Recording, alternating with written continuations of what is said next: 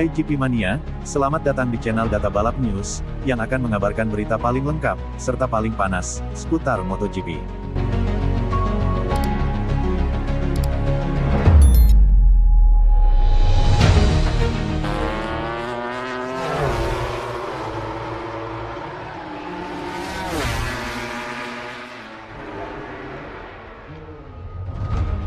Jadwal tes pramusim MotoGP 2025, Marc Marquez menggila di Malaysia dan Thailand.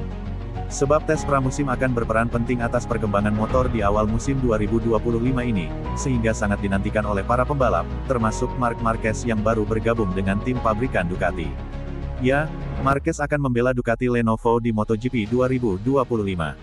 Secara keseluruhan, ini akan menjadi tahun kedua Marquez membela tim Ducati, di mana tahun musim lalu ia bersama Gresini Racing yang berstatus tim satelit Ducati. 1. Tes resmi digelar di Malaysia dan Thailand. Berbeda dengan musim-musim sebelumnya, balapan pembuka MotoGP 2025 tidak digelar di sirkuit Lusail, Qatar. Sebab balapan perdana akan digeser ke sirkuit Buriram, Thailand. Tak heran jika sirkuit Buriram jadi lokasi tes pramusim MotoGP 2025. Nantinya tes di sirkuit Buriram akan berlangsung selama 2 hari saja, yakni pada 12–13 Februari tahun 2025. Sebelum para pembalap ke Thailand untuk mempersiapkan balapan perdana pada 28 Februari 2 Maret tahun 2025, sejatinya mereka akan terlebih dahulu tes pramusim di sirkuit Sepang, Malaysia. Tepatnya tes pramusim MotoGP Malaysia 2025 itu digelar pada 5–7 Februari tahun 2025. Jadi, tes pramusim perdana ada di Malaysia. Perlakuan spesial pun diberikan kepada sejumlah tim, yakni Honda dan Yamaha yang berhak mengikuti Sakedon tes MotoGP. Sebab mereka sudah bisa latihan duluan alias menyolong start dengan latihan di sirkuit Sepang sejak tanggal 31 Januari sampai tanggal 2 Februari tahun 2025. Yamaha dan Honda diperbolehkan menurunkan pembalap utama mereka karena berada di grup konsensi terbawah. Nantinya Fabio Quartararo, Yamaha, hingga Joan Mir, Honda, akan melakukan tes bersama pembalap pengembang dari tim-tim lain serta rider rookie di musim 2025 ini.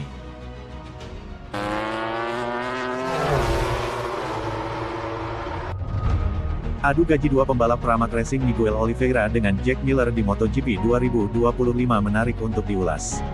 Sebab, nominalnya cukup berbeda. Miller dan Oliveira dikontrak oleh Pramac Racing untuk MotoGP 2025. Keduanya menggantikan Jorge Martin dan Franco Morbidelli yang sama-sama hengkang usai MotoGP 2024. 1. Gaji Jack Miller. Setelah 2 tahun bersama Red Bull KTM, Miller akan mengendarai motor Yamaha untuk pertama kalinya dalam karir MotoGP-nya. Ia sudah pernah mengendarai Honda dan Ducati sebelum bareng KTM. Bisa dibilang, Miller kembali ke Pramac, tim yang dibelanya pada tahun 2018 sampai tahun 2020. Meski begitu, pria asal Australia itu hanya menandatangani kontrak 1 tahun. Di 2024, Miller mendapat gaji 2 juta euro, setara 33,8 miliar rupiah, per tahun bersama Red Bull KTM. Diperkirakan, nominalnya musim ini tidak jauh dari angka tersebut. 2. Gaji Miguel Oliveira. Bagaimana dengan Oliveira? Pria asal Portugal itu menandatangani kontrak selama 2 tahun pada September tahun 2024. Ia akan berada di tim tersebut hingga 2026. Oliveira akan mendapat dukungan penuh dari Yamaha lantaran Pramac berstatus tim satelit. Kendati begitu, perihal gaji, tentu akan berbeda dengan Miller. Pria yang juga berprofesi sebagai dokter gigi itu disebut mendapat bayaran 1,5 juta euro, setara 25,3 miliar rupiah, per tahun di Trackhouse Racing MotoGP tim tahun lalu. Angkanya diperkirakan tidak jauh dari itu. Itulah adu gaji dua pembalap Pramac Racing Miguel Oliveira dengan Jack Miller di MotoGP 2025. Semoga informasi ini berguna untuk pembaca sekalian.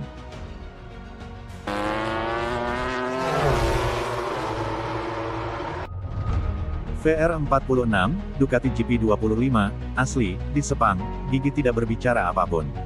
Sementara pabrikan MotoGP memperkenalkan mesin, 2025, selama uji coba di Barcelona, November lalu, mesin tersebut masih dalam bentuk prototipe. Namun, tes Sepang mendatang, hanya sebulan sebelum pembukaan musim Buriram, adalah tempat di mana mesin 2025, asli, akan terlihat, setidaknya dalam kasus juara bertahan Ducati. Itulah menurut Alessio Puccio Salucci, yang tim VR46-nya menerima status resmi Ducati tahun ini dan akan mendapat keuntungan dari Desmosedici GP25 spesifikasi pabrik untuk Fabio Di Gianantonio. Di Gia absen dalam uji coba di Barcelona karena operasi bahu dan digantikan oleh pebalap uji Ducati Michele Pirro. Namun, seperti yang dijelaskan Uchiyo, GP25, yang terlihat di lintasan tahun lalu masih jauh dari versi final. Sejujurnya, tentang sepeda tahun 2025, kami belum tahu perbedaannya, kata Salucci. Di Gia cedera, jadi kami mencoba motor itu di Barcelona bersama Piro. Namun, kami tidak mencoba motor 2025 yang sebenarnya. Kami mencoba beberapa bagian dari 2024, beberapa bagian dari 2025. Motor sebenarnya akan tiba di Sepang pada tanggal 5 Februari. Jadi bagi kami, sulit untuk memahami sekarang perbedaan antara 24 dan 25 juga karena Tuan Gigi Dalikna tidak mengatakan apapun tentang motor 2025. Saat kami tiba di Sepang, saya dan Pablo Nieto, manajer tim, akan mengadakan pertemuan dengannya dan itu akan menjadi pertama kalinya kami memahami perbedaannya. Salucci, yang timnya mengalami kesulitan di GP23 tahun lalu setelah memenangkan balapan pada tahun 2022, menambahkan.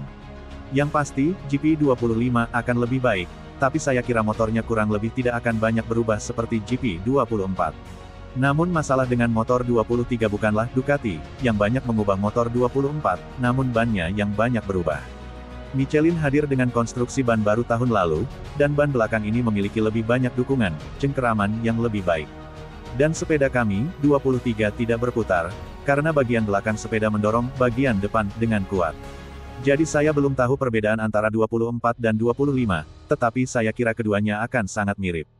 Juga, karena pada tahun 27 peraturan di MotoGP berubah dan sekarang semua pabrik tidak lagi memaksakan dan tidak mau berinvestasi banyak. Karena mereka sudah mulai berpikir tentang 27.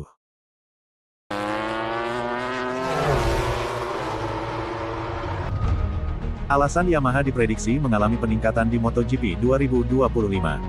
Prospek Yamaha untuk musim mendatang menjadi topik pembicaraan utama podcast MotoGP Crash minggu ini. Menghadapi musim MotoGP 2024 yang sulit, Yamaha setidaknya menunjukkan tanda-tanda pertumbuhan seiring berjalannya tahun hingga pada titik di mana mereka dapat mulai menatap hal-hal yang lebih besar di tahun 2025.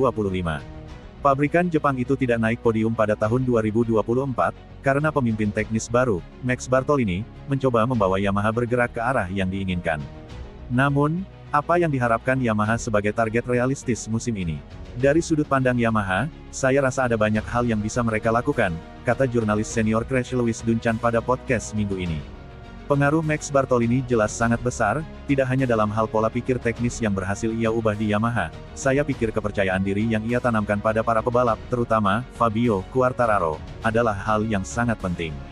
Ingat beberapa tahun terakhir, Anda berbicara dengan Quartararo dan dia cukup sengsara, tidak bahagia, selalu terpuruk, tidak ada hal positif untuk dikatakan, dan rasa frustrasinya sendiri menguasainya dalam hal dia ingin menjadi kompetitif tetapi faktanya dia tidak membuatnya kesal. Bartolini jelas mampu membuatnya berpikir tentang gambaran yang lebih besar, dan saya pikir itu hal yang positif bagi Yamaha. Jadi saya pikir Yamaha pasti akan berusaha menembus 10 besar setiap akhir pekan, itu akan menjadi tujuan dasar. Dan mungkin menjelang akhir tahun berharap mereka memiliki cukup banyak kekuatan untuk bersaing memperebutkan podium.